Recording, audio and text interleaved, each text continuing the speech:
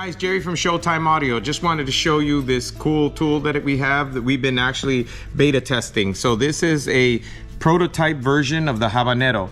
So these things are amazing. Like we had the version 1 of this, which I loved, by the way. This is the version 2. It's actually technically not available yet, but it will be shortly with a bunch of changes that they've made to make it much better. But I just wanted to show you the capability of this thing for being a portable solder iron. So we're going to show you here. So we have a 18 gauge, 12 gauge, and 8 gauge wire, and we even have a piece of 4.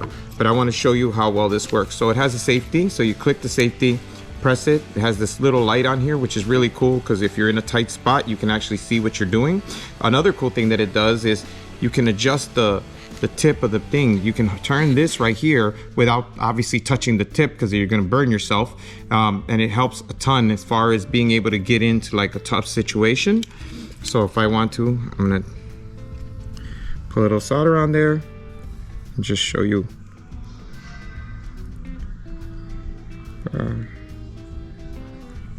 how quickly. So that one's done, right? Fully soldered all the way through. I'm gonna show you this other one here. So this is the 12 gauge. So as you can see, just gotta wait a little bit for it to get nice and warm. So there we go. And the wire's nice and warm. As you can see, I'm touching the wire and it's penetrating all the way through. All right. So 8 gauge is tough. So this is in essence 2 pieces of 8 gauge rolled together, right? So I'm actually feeding it. So I'm on the other side of the solder, other side of the wire, and it's penetrating all the way through to the bottom of the iron. Crazy that you can solder with a portable iron, that you can solder 8 gauge wire together, right? All right, so again, so there's that, and then now, so we're gonna try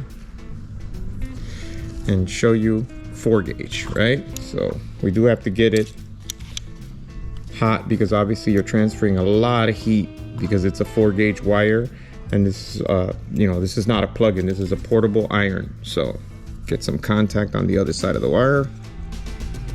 The other nice feature about it is that it stays hot. So like for normal day-to-day operation where you're just doing things like 18 gauge, it'll do it all day. And it does take a lot of heat to get this to penetrate the entire wire, but I just wanted to show you that.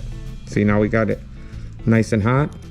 So now literally I can just touch the wire anywhere and it will go all the way through, right? So another cool thing is this thing's got a bunch of interchangeable tips. So this is more your standard tip. This would be for soldering day-to-day stuff like 18 gauge. This will do 18 gauge, 12 gauge, everything else.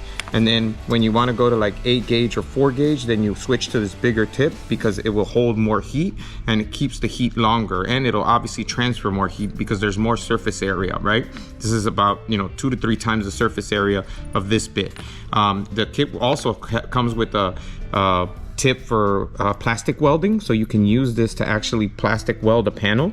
So if you wanted to, you can it gets super hot, and we've used this, by the way, and you can smooth out the panel or embed something in a piece of ABS. It works really well.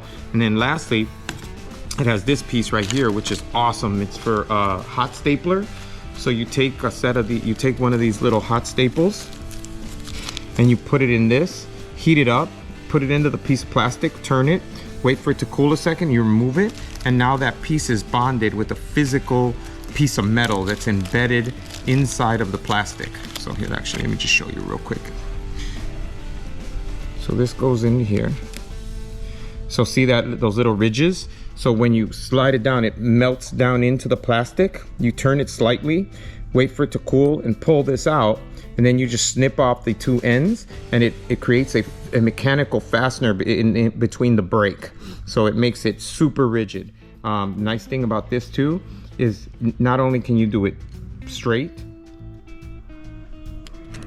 you can do it at a 45 in case you have a weird angle.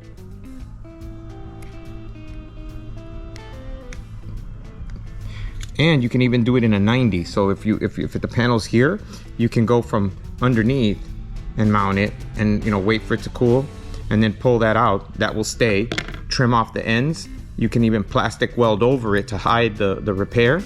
And then, I mean, the panel is super strong. So just to show you guys that, you know, no magic here. Look at that. I mean, basically that's solid. I mean, look at that.